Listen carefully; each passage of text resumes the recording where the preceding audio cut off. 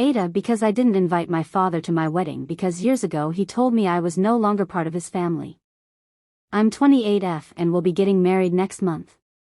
I didn't invite my father to the wedding, but now he's trying to get in touch. I think I need to explain the context, because it all started when I was 6 years old, when my parents got divorced after my dad cheated on my mom with my stepmother. After that, I spent most of my time with my mom, but during holidays and vacations, I stayed with my dad. When I was 8, my half-brother Jake, 20M, was born, and whenever I was with my dad, I was forced to take care of him. When I started high school, I had to move in with my dad because my mom had to move abroad for work. This period was one of the hardest of my life. My stepmother wasn't a bad person, she tried to include me in things, but she was very submissive to my father. As for my dad, he always treated me like an extra in the house, someone who didn't really belong there. I was constantly responsible for taking care of Jake, and whenever he went out, he would only take my stepmother and Jake, never inviting me. One of the most painful experiences happened when I was 14. My dad announced that the whole family was going to Disney for vacation, but the day before the trip, he told me that he wanted it to be a family moment, their first big trip with Jake. So, I was left home alone.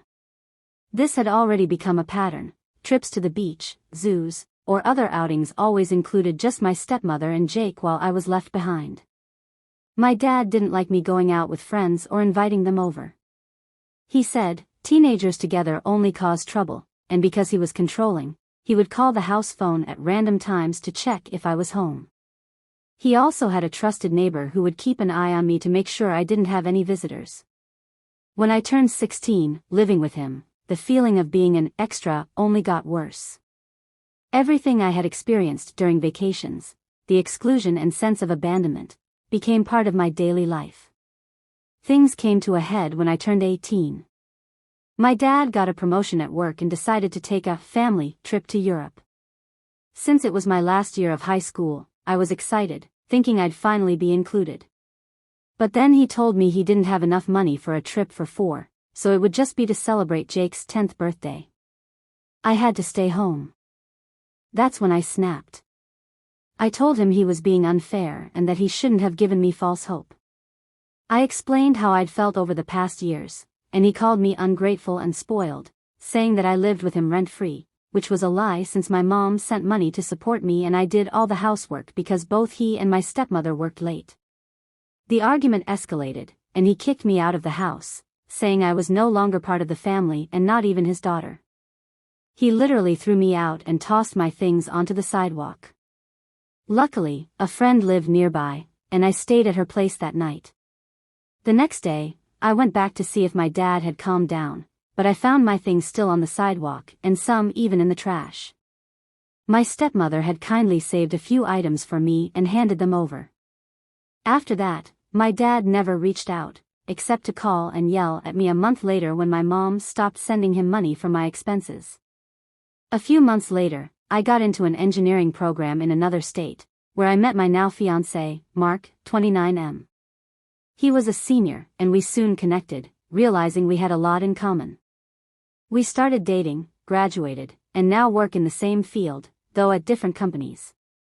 A few months ago, Mark proposed, and I happily said yes. I have social media, but I rarely use it.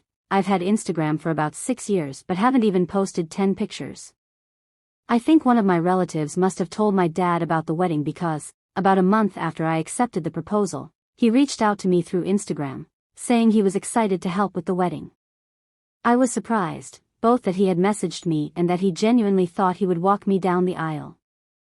I responded, saying he wouldn't be walking me down the aisle because my stepfather would, and that the wedding would be small, just for my close family. After that, I blocked him. After blocking him, and inspired by reading Reddit stories, I expected calls, messages, and even letters full of insults like ungrateful or spoiled. However, the only thing I received was a letter delivered by Jake. Yes, we still have contact. In the letter, my father expressed how sorry he was.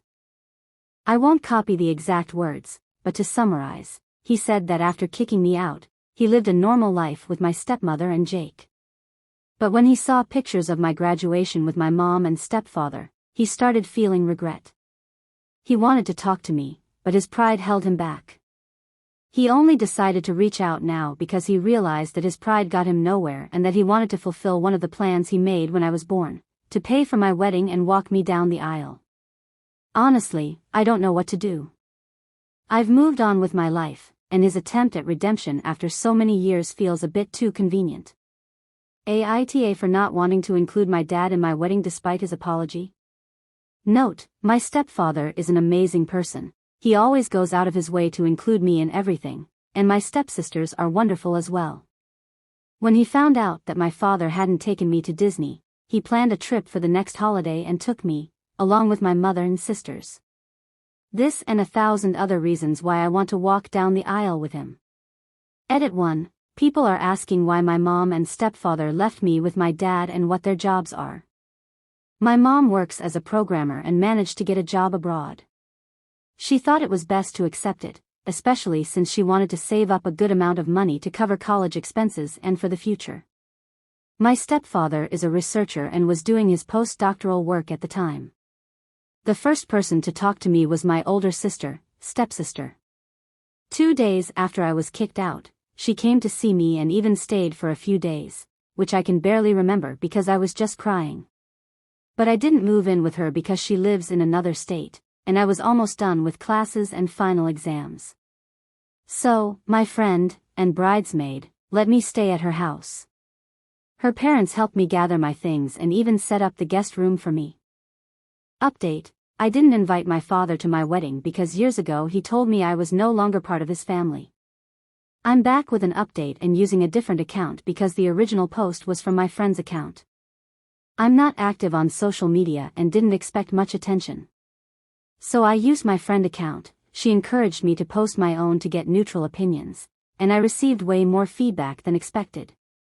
Now, regarding the comments. I want to thank everyone for helping me see things I hadn't noticed before, especially in how my dad's letter was written.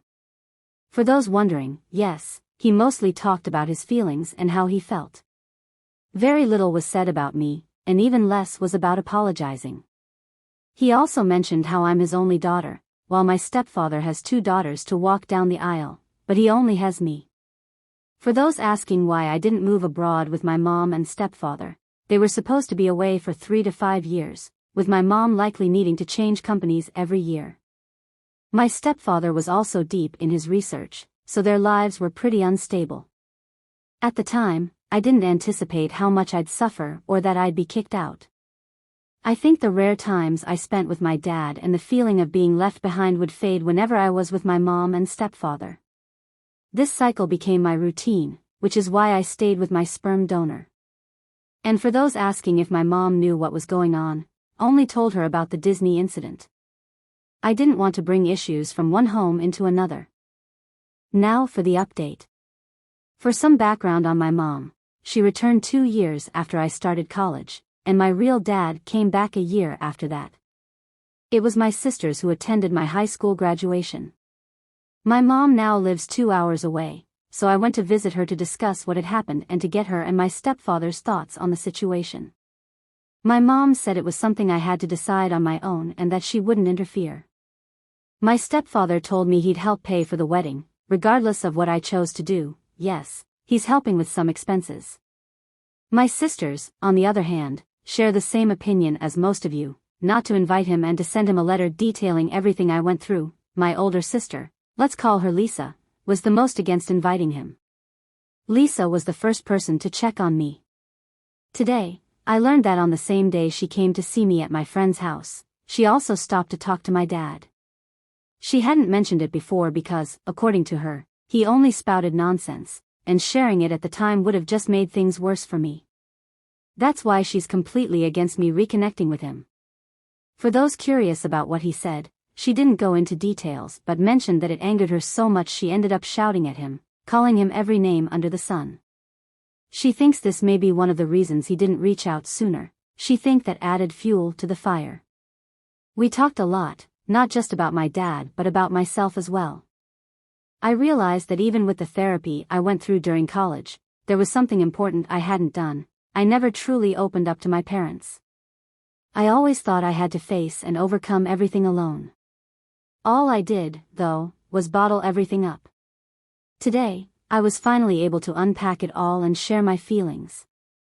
After a lot of tears, I hugged them both. And here's what I've decided. 1. I will respond to his letter. Unfortunately for Mark and Lisa, it won't be the harsh response they were hoping for. I'll take some of your advice and express how I felt when he kicked me out. I'll be polite but honest. I'll also let him know that my stepfather will walk me down the aisle because that's what I want. I won't offer further explanations to him. After all, this is my wedding with Mark, and it will be exactly how we want it, without the need for justifications. 2. I will not accept any money from him, nor will I send him an invitation. If my dad truly wants to reconcile, he can reach out to me through Jake. But only after the wedding, or honeymoon, and it will be on my terms. 3. As someone suggested, we're going to hire security for the wedding, no matter how my dad reacts. For those wondering, yes, Jake has been invited. As I mentioned, we still have a good relationship, and he's allowed to take photos.